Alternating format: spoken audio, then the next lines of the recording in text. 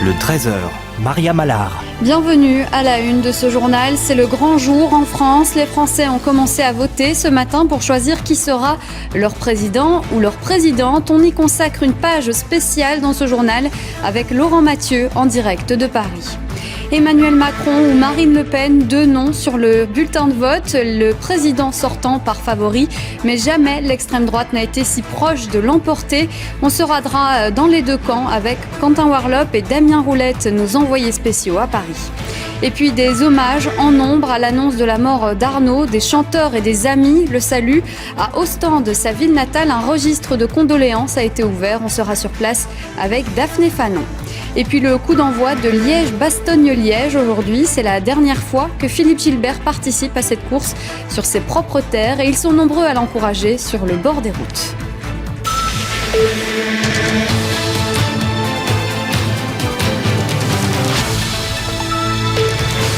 Madame, Monsieur, bonjour. La France vote donc aujourd'hui. Près de 49 millions d'électeurs sont attendus aux urnes et ils ont commencé tôt ce matin à 8h en France métropolitaine. Certains ont clairement choisi leur camp, leur candidat ou leur candidate. D'autres ont choisi de ne pas aller voter. Et puis il y a aussi tous les indécis, ceux qui hésitent même à aller voter. Benoît Feith. Les premiers électeurs sont arrivés tôt ce matin dans les bureaux de vote aux quatre coins du pays, dans les petites villes, comme ici au Touquet, comme dans les grandes métropoles, à Paris, Marseille ou encore ici, à Strasbourg. Strasbourg, où les premiers votants ne cachaient pas leur déception quant à la qualité du débat politique qui a animé l'entre-deux tours. J'ai trouvé que cette année, ça faisait encore plus que les fois précédentes enfantillage, et c'est assez décevant. J'avais pas l'impression qu'on vote pour des adultes, j'ai l'impression qu'on vote pour des enfants qui se battent un peu. C'est dommage. Le choix a été, dès le démarrage, fait dans ma tête. Mais voilà, je trouve que cette campagne manquait un petit peu de débat parfois. Et j'ai quand même réussi à faire mon choix malgré tout. Mais tous les électeurs n'ont pas encore fait leur choix. Certains hésitaient même encore ce matin à se rendre aux urnes, laissant planer un doute quant au taux de participation à ce second tour. Je ne comprends pas très bien ce qui peut expliquer ces mouvements d'opinion. Mais bon, c'est comme ça, je veux dire, c'est pas les premières, ça fait plus de 50 ans que je vote et je veux dire, chaque fois ça a été un peu le stress, voilà, mais là un peu plus. À midi, le taux de participation était estimé à plus de 26%, soit une hausse d'1 point par rapport au premier tour. Et puis pour continuer à suivre cette élection présidentielle, je vous propose de prendre la direction de Paris. Laurent Mathieu, vous nous proposez aujourd'hui une émission spéciale sur la une. Absolument, Mariam, ce sera à partir de 18h et on espère, sous le soleil, on croise les doigts, c'est le cas en tout cas pour l'instant. On va vivre cette grande soirée électorale ensemble. Et puis en attendant, regardez, nos envoyés spéciaux sont déjà prêts, ils sont dans les QG évidemment des deux candidats, Marine Le Pen et Emmanuel Macron. Ils sont aussi dans le fief, les fiefs de ces deux candidats. Ils sont aussi dans le fief du troisième homme, dont l'ombre plane sur ce scrutin, Jean-Luc Mélenchon. On sait que l'attitude des électeurs mélenchonistes sera décisive ce dimanche. Alors, commençons peut-être par le favori de cette élection, en tout cas selon les sondages, c'est Emmanuel Macron. Bonjour Quentin Warlop, vous êtes au Champ de Mars et c'est là qu'Emmanuel Macron a prévu de fêter sa victoire, si victoire il y a. Oui, Laurent, c'est le Champ de Mars qui accueillera ce soir les supporters et les soutiens politiques du président candidat Emmanuel Macron. Les derniers préparatifs vont bon train, vous le voyez, derrière moi, on est en train de faire les derniers réglages son, lumière, avec les installations, les promontoires pour les journalistes. Tout doit être prêt d'ici ce soir. Un endroit symbolique, vous le voyez avec cette vue, cette magnifique vue sur la Tour Eiffel, un endroit symbolique, représentatif de la grandeur de la France et du génie français. Pour la petite histoire, Laurent, sachez que c'est déjà ici, en 2017, que le président Emmanuel Macron voulait fêter sa victoire, mais la mairie de Paris le lui avait refusé. Tout sera prêt d'ici ce soir. Nous étions pour la victoire d'Emmanuel Macron, mais attention, il ne faut pas aller trop vite car il y a l'abstention. Et vous savez que plus l'abstention est élevée, plus l'écart entre les deux candidats va se réduire. À midi, on l'a dit, le taux de participation était de 26,41%. C'est un point de plus qu'il y a 2 semaines lors du premier tour. Sachez encore que les bureaux de vote fermeront à 19h un peu partout en France et à 20h dans les grandes villes. Merci beaucoup Quentin. Et en parlant de bureau de vote, Quentin, vous êtes allé avec Radouane El Baroudi et Philippe Huibaud dans un bureau de vote à Paris ce matin. Alors quel est l'état d'esprit des électeurs parisiens? On regarde votre reportage. C'est une salle de sport dans une école transformée en bureau de vote pour l'occasion. Christian n'aurait manqué son devoir citoyen pour rien au monde. Chacun a le droit de ne pas aimer, de ne pas vouloir voter. En France, on n'oblige pas à voter, mais peut-être ça serait pas mal quand même de l'obliger, comme dans votre pays. Comme Joséphine, 2 millions de Français votent aussi pour une autre personne aujourd'hui. C'est pour ma sœur jumelle qui est partie au Liban la semaine dernière et qui du coup m'a fait des procurations pour les présidentielles et pour les législatives aussi. Des votants et des avis différents. De par les valeurs que je défends, je ne pouvais pas permettre à l'extrême droite d'accéder au pouvoir, donc il fallait que j'aille voter. Macron par défaut? Par défaut. À contre-cœur, mais faut faire barrage à l'extrême droite. Autre endroit, autre bureau de vote dans la mairie du 7e arrondissement. Sherazade et Zoé votent pour la toute première fois cette année. Emmanuel Macron. Macron pour faire barrage à l'extrême droite. Vous aviez voté la même chose au premier tour? Non. Vous voulez savoir pour qui on a voté? Mélenchon. La première fois pour certains, la 12e fois pour d'autres. Votre choix ici aujourd'hui, c'était le choix du premier tour? Non. Je n'ai pas voté au premier tour. Pourquoi? Parce que je pensais que c'était pas utile et que c'était le deuxième qui comptait. Certains votent seuls, d'autres en famille. J'ai envie de leur montrer ce que c'est que d'être un citoyen et puis d'avoir la chance en France de pouvoir s'exprimer en fait. Laurence, elle, a failli voter pour Marine Le Pen. C'était difficile parce qu'aucun choix ne me convenait, mais bon, j'ai fait le choix de la raison. Emmanuel Macron? Absolument. Voilà. Marine Le Pen, c'était pas une option pour vous? Elle a dit des choses intéressantes, elle soulève les vrais problèmes, mais c'est vrai que c'était compliqué pour moi de voter pour elle. Dans quelques heures, les Français connaîtront celui ou celle qui dirigera le pays pour les 5 prochaines années. Et un dimanche d'élection, ça se joue en direct. Donc on va regarder ensemble une image que l'on vient de recevoir. Regardez, c'est, semble-t-il, Emmanuel Macron qui est en train de voter, en tout cas, qui est dans la file. Vous le voyez, quelques poignées de main devant les caméras, devant les électeurs. Ce sont évidemment des images que l'on retrouve à chaque dimanche d'élection. Emmanuel Macron qui se trouve donc au Touquet. Voilà, pour Emmanuel Macron, parlons maintenant de son adversaire, Marine Le Pen. Ce soir, elle retrouvera ses partisans au bois de Boulogne. C'est là qu'on va retrouver Damien Roulette. Damien, vous allez couvrir cette soirée électorale pour nous. Alors, on a entendu qu'il y avait déjà des plans assez clairs du côté d'Emmanuel Macron s'il devait gagner cette élection. Est-ce que c'est le cas aussi pour la candidate du Rassemblement national ? Alors les plans ici ne sont pas aussi clairs, il y a très peu d'informations qui ont filtré. D'ailleurs les observateurs y voient là une manière de dire qu'on a compris que la victoire était dans le camp de Macron. Mais n'allons pas trop vite évidemment, il y a des plans, oui, ils sont à mettre au conditionnel.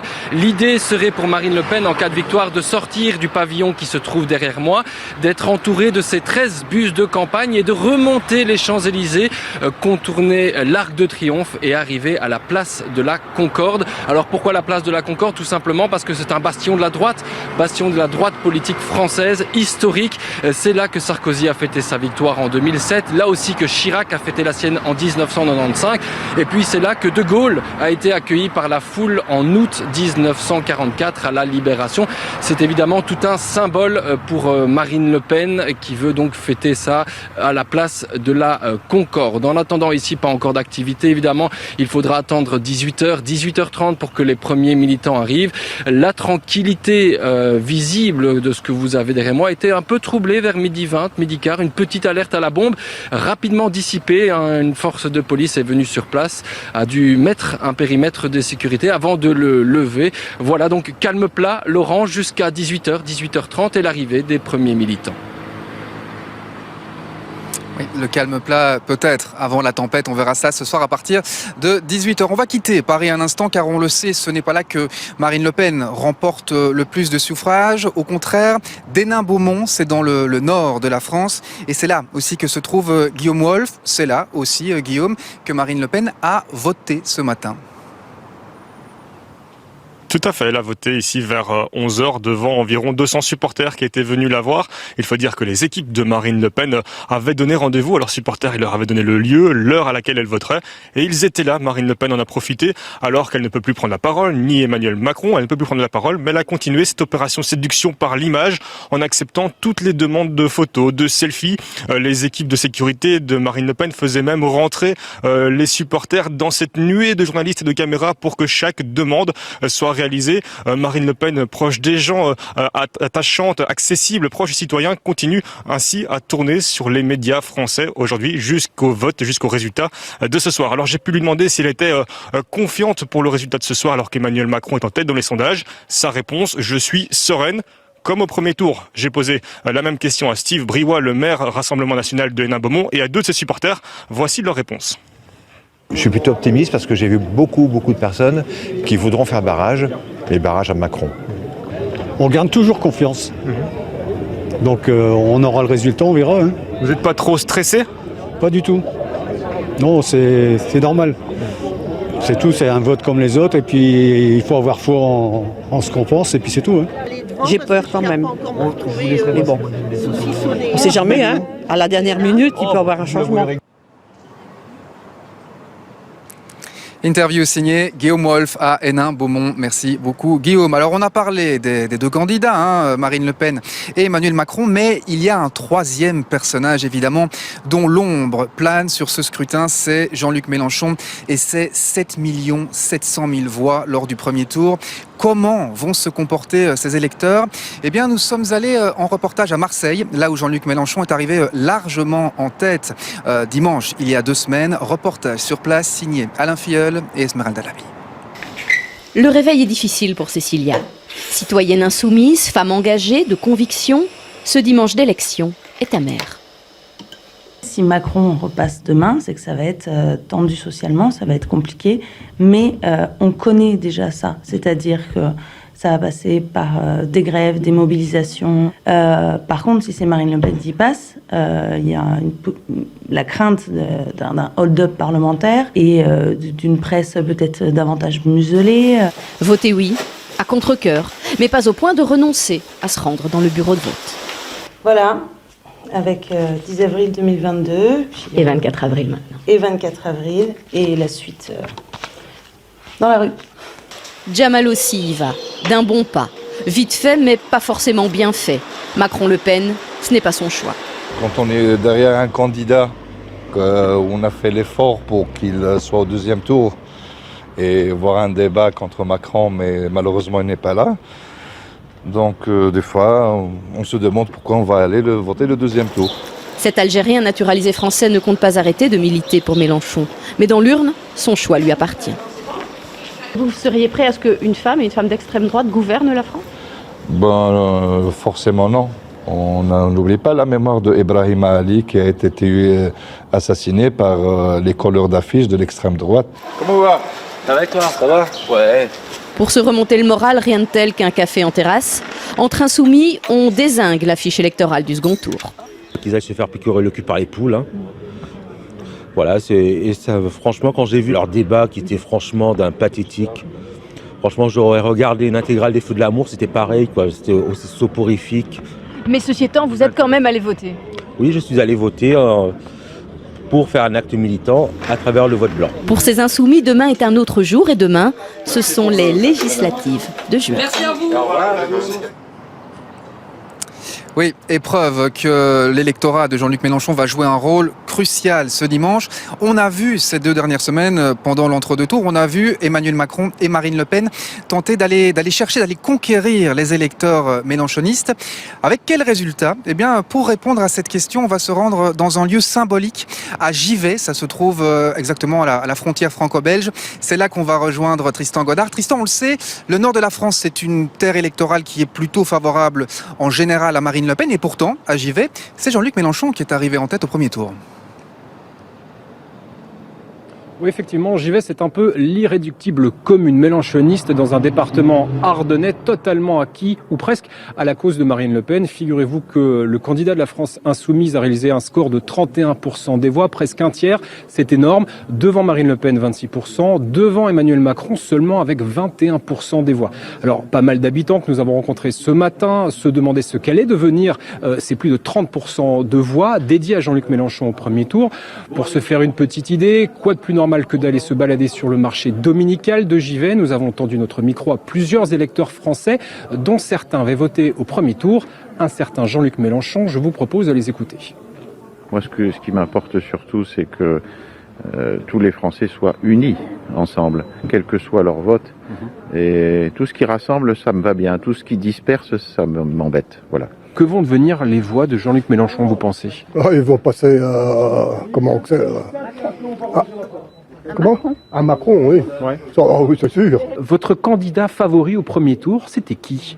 Je l'ai dit, c'était le candidat des travailleurs, c'était quand même bien Jean-Luc. Est-ce que je peux vous demander pour qui vous avez voté ? Pas pour les extrêmes. Moi je regrette, mais pas pour les extrêmes. C'est qu'au trop tôt pour pouvoir mettre le pied dedans.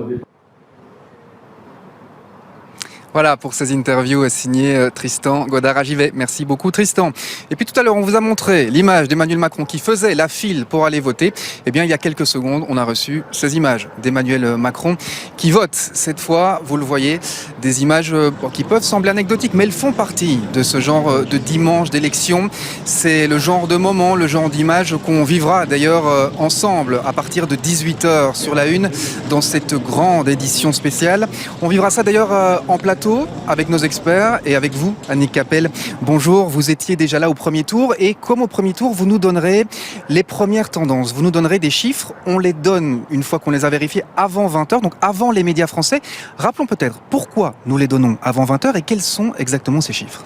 Bien parce que tout simplement, nous ne sommes pas soumis à la législation française qui interdit aux médias français de donner le moindre chiffre avant 20h et puis parce que la RTBF estime que c'est d'intérêt public. Cela dit, rappelons qu'en France métropolitaine, les bureaux ne fermeront pas leurs portes avant 19h. Certains fermeront même à 20h et donc les dépouillements ne commenceront pas avant 19h. Ce qui veut dire que les chiffres que nous vous donnerons éventuellement avant 19h seront des chiffres basés sur des sondages qui seront réalisés auprès des électeurs à la sortie des urnes, des électeurs qui auront déjà voté. Et ce n'est que vers 19h30, 19h40 que nous serons en mesure de vous donner les premières estimations, c'est-à-dire des chiffres basés sur les premiers dépouillements et qui évolueront tout au long de la soirée. Rappelons qu'il est vraisemblable que c'est Emmanuel Macron qui l'emportera, si l'on en croit en tout cas les sondages de ces derniers jours, qui donne le candidat sortant, le président sortant gagnant avec une avance d'au moins 10 points sur la candidate du Rassemblement national. Mais comme l'a dit Quentin au début de ce journal, attention à l'abstention. Évidemment, on restera toujours prudent. Ceci dit, ce qui est certain, c'est que cette élection, elle passionne. En Belgique, elle est très suivie. D'ailleurs, c'est pour ça que nous sommes ici.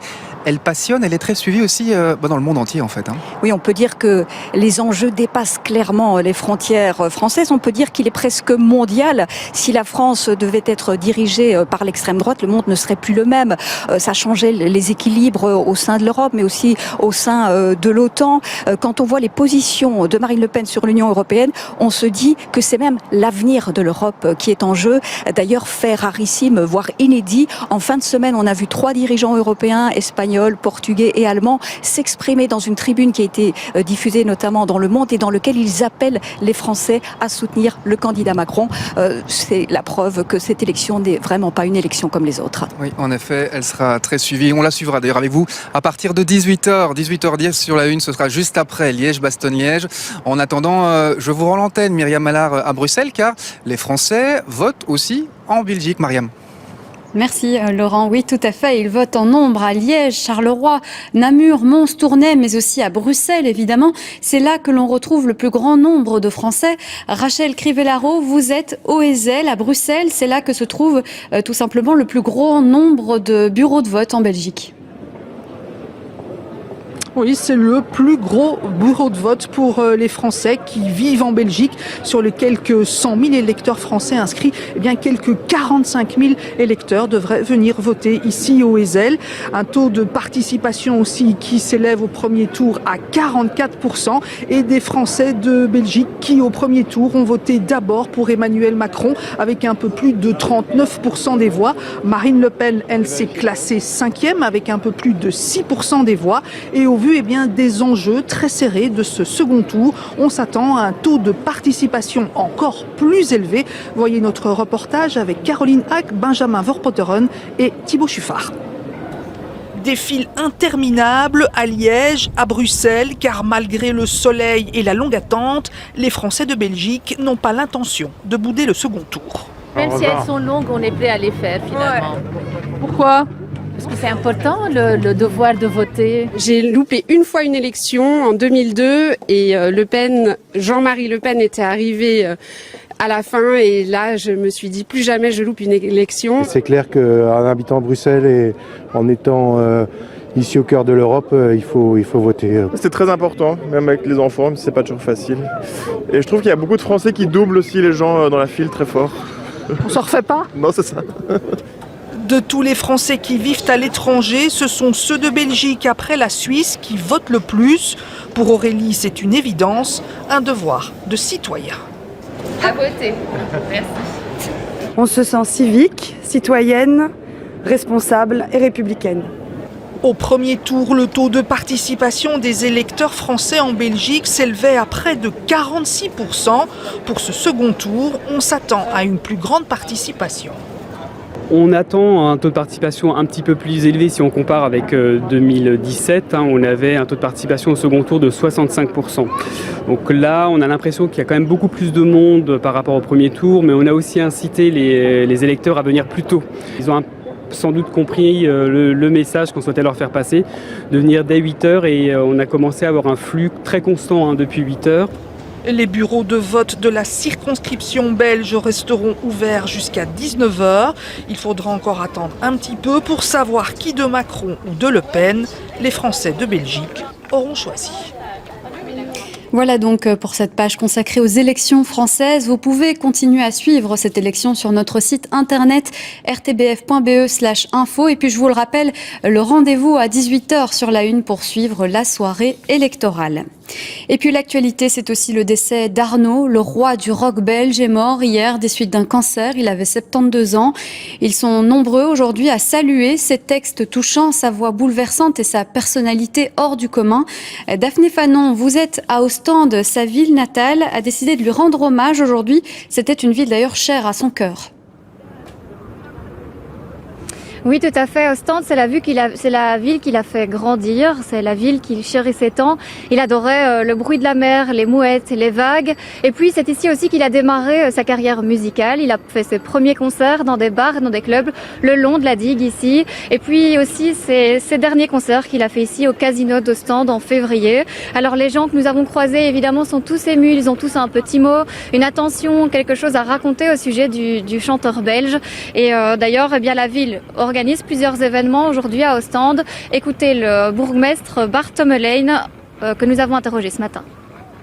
Wij gaan in de volgende dagen een rouwregister openen. In de Grote Post kunnen de mensen vanaf vandaag tot en met 30 april een persoonlijke boodschap als steunbetuiging.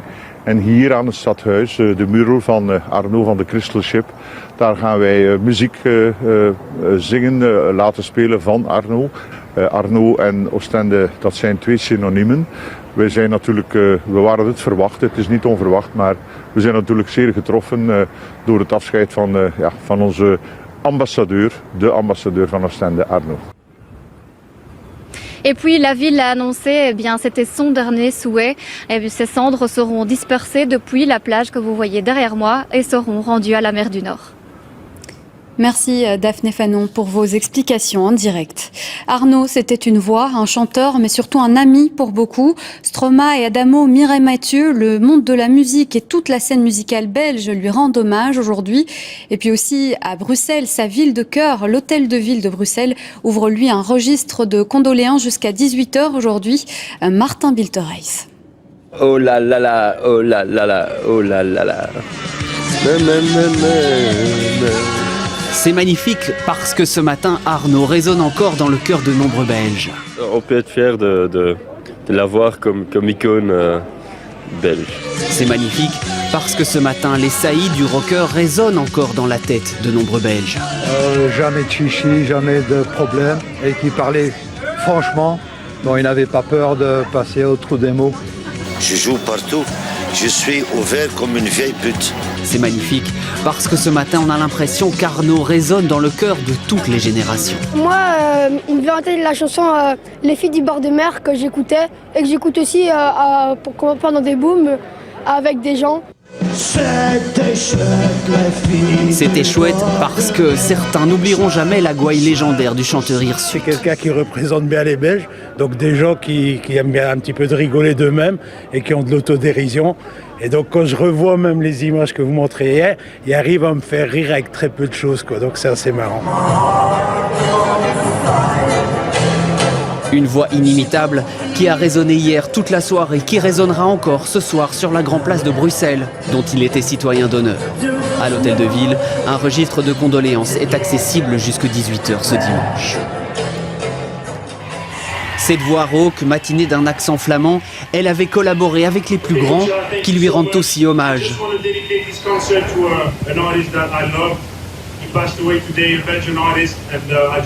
À l'image de Stromae, hier lors d'un concert aux États-Unis.